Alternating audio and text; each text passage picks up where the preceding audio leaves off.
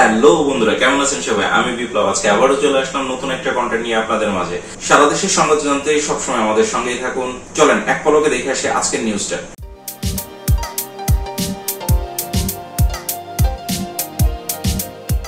ঢাকা মহানগর ডিবির প্রধান হারুন অর রশিদকে তার দায়িত্ব থেকে সরিয়ে দেওয়া হতে পারে।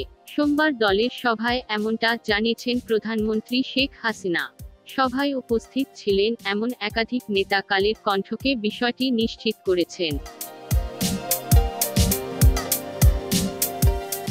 প্রধানমন্ত্রীর সরকারি বাসভবন গণভবনে সভাটি অনুষ্ঠিত হয়। এ সময়ে আওয়ামী লীগ সভাপতি ও প্রধানমন্ত্রী শেখ হাসিনাও হারুন অর রশিদের ওপরে ক্ষোভ জানান।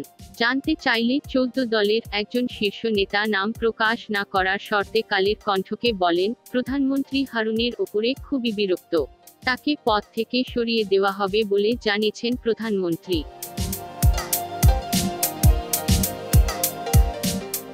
জানতে চাইলে 14 দলের একজন শীর্ষ নেতা নাম প্রকাশ না করার শর্তে কালের কণ্ঠকে বলেন, প্রধানমন্ত্রী হারুনের ওপরে খুবই বিরক্ত।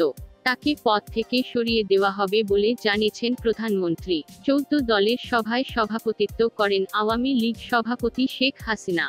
উপস্থিত ছিলেন ওয়ার্কার্স পার্টির সভাপতি রাশেদ খান মেনন, জাসদ সভাপতি হাসানুল হক ইনু ও সাধারণ সম্পাদক শিরিন আক্তার, সাম্যবাদী দলের সাধারণ সম্পাদক দিলীপ বড়ুয়া, বাসদের আহ্বায়ক রেজাউর রশিদ খান, গণতন্ত্রী পার্টির সভাপতি শাহাদাত হোসেন প্রমুখ।